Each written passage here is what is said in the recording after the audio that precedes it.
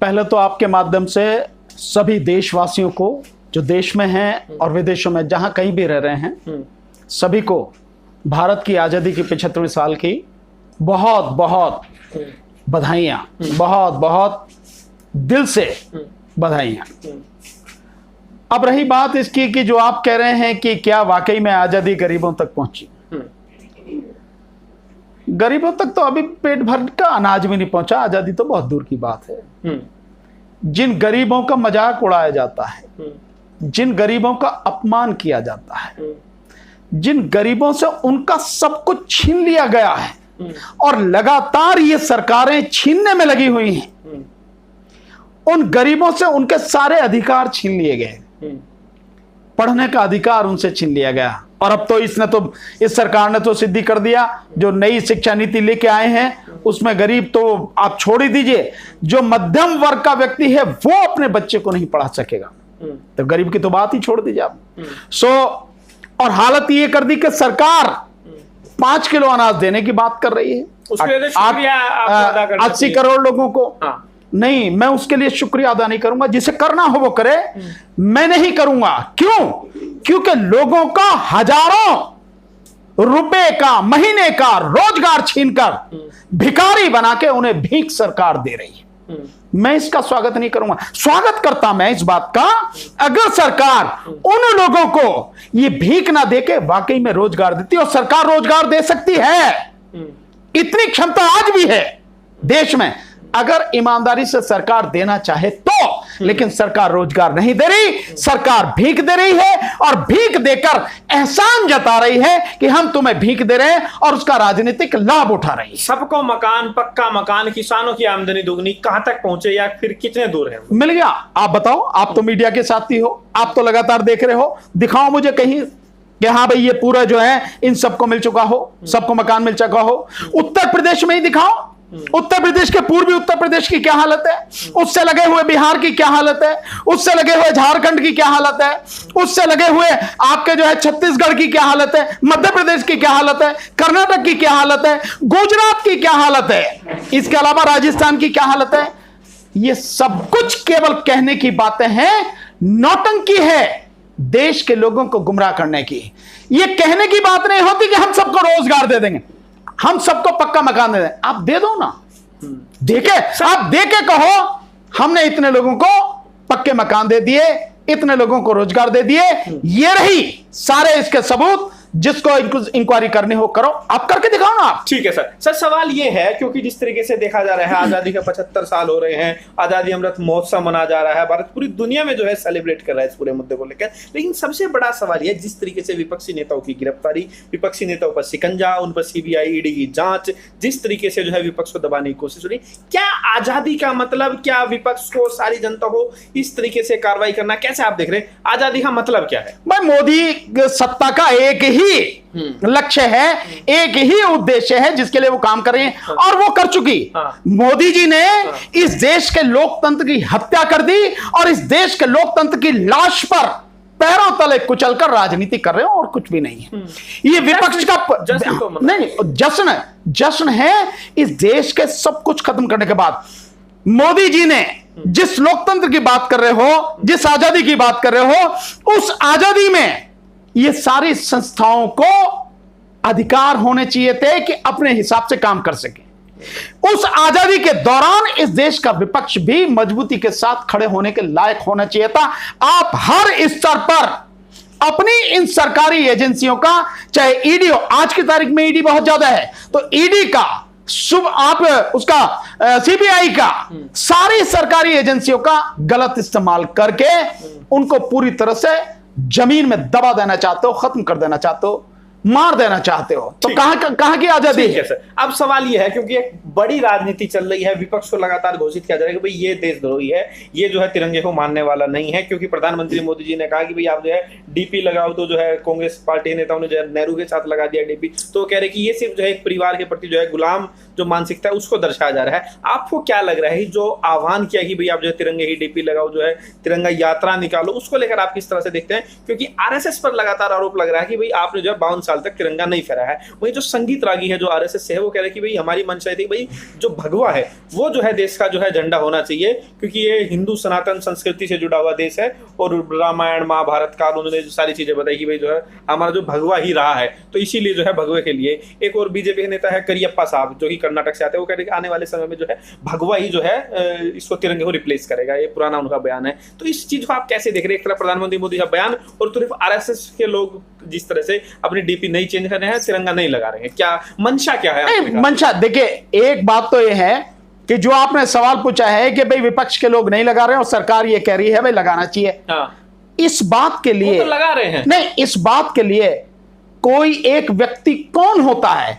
क्या इस देश के अनपढ़ प्रधानमंत्री ने यह समझ रखा है कि वो जो भी आदेश देगा उसी के हिसाब से ताली थाली बजेंगे, उसी के हिसाब से दिए जलेंगे, उसी के हिसाब से डीपी लगाई जाएगी, तिरंगे की बात होगी? मतलब देश का नेता नहीं है वो, आरएसएस का ही नेता है, आरएसएस के आदमी है। देश का नेता होता तो देश यही बात प्रधानमंत्री को और मोदी सरकार को आरएसएस के लोगों से पूछनी चाहिए कि 52 साल तक उन्होंने जो कहा कि तिरंगे के विषय में एक नीति है, हाँ कोई भी अपने घर पे या कहीं संस्थान पे नहीं लगा सकता था, उस वजह से नहीं लगाया। क्या उसके बाद लगाया? क्या आज लगा रहे हो? जब तुम्हारी ही संस्था में ट्रेनिंग लेकर गया हुआ व्यक्ति वही आज देश का प्रधानमंत्री और वो कह रहा, तो क्यों नहीं लगा रहे डीपी? इसका मतलब ये है कि तुम्हारी कथनी और करनी में जमीन आसमान का अंतर है। तुम केवल लोगों को मूर्ख बनाने के लिए ये सारी नौटंकी करते हो, अंदर से तुम सारे के सारे वही हो, भगवाधारी हो। और इस देश का झंडा, जैसा आपने बताया भी है कि ये कहीं कर्नाटक के नेता और कभी ये सब ये संगीत रागी वागी सब ये जितने भी ये कह रहे हैं कि नहीं भगवा ही इस देश का झंडा होगा, जो इस तरह की, तो इससे पता लग रही है कि उनकी मानसिकता क्या है। हाँ। ये केवल झंडे के नाम पर राजनीति की जा रही है। और रही दूसरी बात ये कि ये सपना देख रहे हैं, देखते रहो सपना कि भगवा इस देश का झंडा होगा। इस देश का झंडा भगवा न कभी था न ही कभी होगा। दूसरी बात, रामायण और महाभारत से पहले भी इस देश की संस्कृति में बहुत कुछ है और इस देश की संस्कृति में बुद्ध बसे हैं। बुद्ध और उनकी शिक्षाएं इस देश के रग रग में शामिल है। और इसके अलावा इस देश में कालांतर में जैसे चलती आई जैन धर्म की भी संस्कृति है इस देश में मुस्लिम संस्कृति भी है, इस देश में पारसियों की संस्कृति भी है, इस देश में बाकी और संस्कृतियां भी हैं, केवल हिंदू संस्कृति नहीं है, वो भी इस देश का हिस्सा है, लेकिन बाकी और संस्कृति भी है। और इतनी ताकत किसी में नहीं है, इतनी औकात किसी की नहीं है कि एक संस्कृति वाले दूसरे पर थोपकर इस देश में अपने हिसाब से जो चाहे कर लें। लेकिन सर कैसे आप देख रहे हैं, क्योंकि अभी जो है नागरिकता कानून को लागू करने की बात हो रही है, उससे पहले जब प्रधानमंत्री मोदी का भी बयान है कि 1200 साल पुरानी जो है गुलामी इस देश ने झेली है, तो कैसे आप देख रहे हैं? जो 1200 साल की बात होती है तो जो है मुस्लिम काल, क्योंकि जो मुस्लिम आक्रांता रहे उसकी बात करते हैं बीजेपी के लोग, तो कैसे आप देख रहे हैं, क्या मंशा क्या है? क्योंकि कई बार जो है हिंदू राष्ट्र की बात उठती है। 1200 साल की कौन सी गुलामी भाई? हम तो जो समझते आए अब तक, जो सुनते आए और जो देखते आए, 700 साल तो मुस्लिम शासन रहा यहाँ पर। हाँ। वो भी इस पूरे हिस्से पे नहीं रहा। हाँ। है ना, 700 साल तो मुस्लिम शासक रहा। इसके बाद जो ब्रिटिश शासन है वो 190 साल रहा, 890 साल ही रहा। ये 1200 कौन थी? तभी तो मैं कहता हूं कि अनपढ़ आदमी की बात का क्या भरोसा है? अनपढ़ आदमी जिसे पता ही नहीं ABCD, जिसने इतिहास ही पढ़ा नहीं, जो कहता कि 35 साल तक तो मैंने जो भिक्षा मांग के खाया, जंगलों में भटकता रहा, ऐसे व्यक्ति की बात। तो जिसे ABCD पता नहीं है इस देश के इतिहास की, इस देश की संस्कृति की, हिंदू कभी खतरे में न था, न है, न होगा। हां, ये हिंदू को खतरे में दिखा के हिंदू के नाम पर घटिया किस्म की राजनीति कर रहे हैं। और मैं समझता हूं इस देश का हिंदू भी अब इस बात को समझने लगा है, और अगर नहीं समझ रहा है तो देश के लिए बड़ी गंभीर परिस्थिति। जो डीएमके नेता कनिमोझी, उनका भी एक बयान है, वो कह चुकी है कि भाई ये जो नागरिकता कानून जिसको लागू करने की बात है, ये हिंदू राष्ट्र के लिए जो है एक पहला बड़ा कदम। हाँ बिल्कुल, हमने बात से हम पहले इस बात को कह रहे हैं, ये नागरिकता कानून जो है इसके माध्यम से इस देश में जो हिंदू जो संस्कृति है उसको मानने वाले से अलग जितने भी लोग हैं उन सबकी नागरिकता खत्म की जाएगी, उन्हें 2म दर्जे का नागरिक बनाया जाएगा और इसके बाद जो सारी चीजें हैं उनको बाकायदा डिटेंशन कैंप में रखा जाएगा, नहीं तो वो गुलामी। बिल्कुल, ये जो वो कर रहे हैं नहीं, संभव तो उनके किसी हालत में नहीं है। वो तो मैंने बहुत पहले ही कहा कि अगर सरकार की औकात अगर है, उसमें इतना दम है तो CNRC लागू करके दिखाए, हम तो बताएंगे क्या कर रहे हैं ना।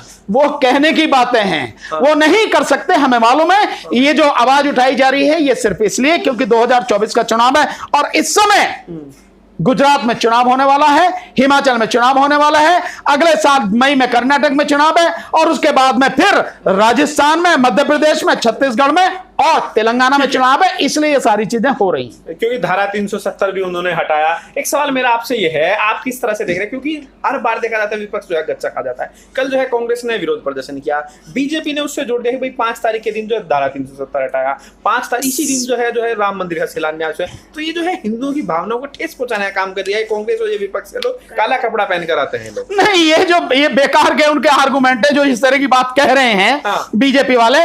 उनसे ये पूछो कि जिस देश में भयानक महंगाई है, उस महंगाई के लिए आवाज अगर कांग्रेस उठा रही है तो देशद्रोही कैसे है? किसके लिए आवाज उठा रही है? देश के लोगों के लिए आवाज उठा रहे ना।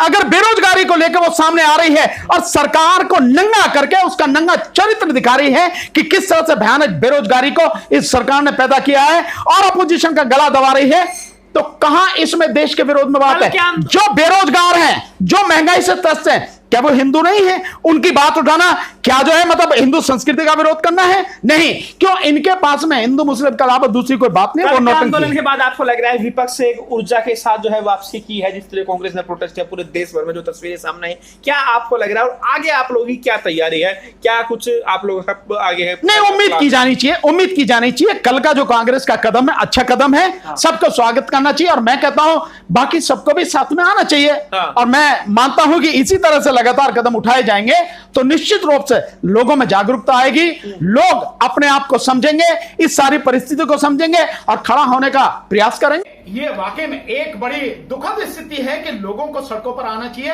आना पड़ रहा है। सरकार को जो काम करना चाहिए था वो नहीं कर रही, तो सरकार की अंतर्मन को झकझोरने के लिए, जबकि मैं जानता हूं कि सरकार का कोई अंतर्मन नहीं है, कोई नैतिकता नहीं है, कोई भी उसका आचरण ऐसा नहीं है जिससे देश को कुछ भी अच्छा हो सके, फिर भी संघर्ष करना इंसान का फर्ज है, नागरिकों का फर्ज है, अपने अधिकार के लिए लड़ना फर्ज है।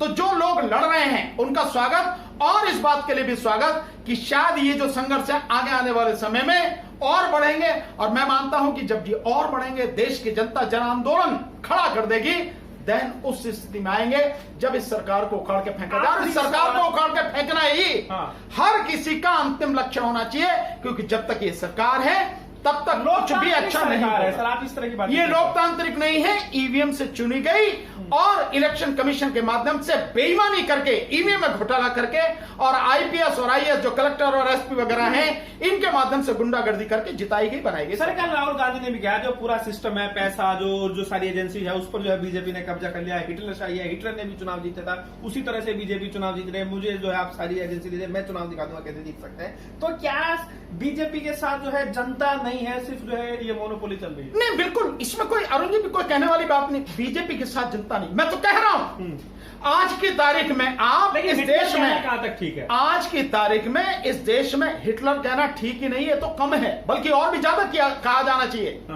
जो इमरजेंसी श्रीमती इंदिरा गांधी जी ने लगाई थी, उन्होंने तो बाकायदा राष्ट्रपति के सामने साइन करा के डिक्लेयर करी थी। यहां तो बिना डिक्लेयर किए ही उससे बदतर स्थिति में, इमरजेंसी में देश जी रहा है, उससे बदतर स्थिति में।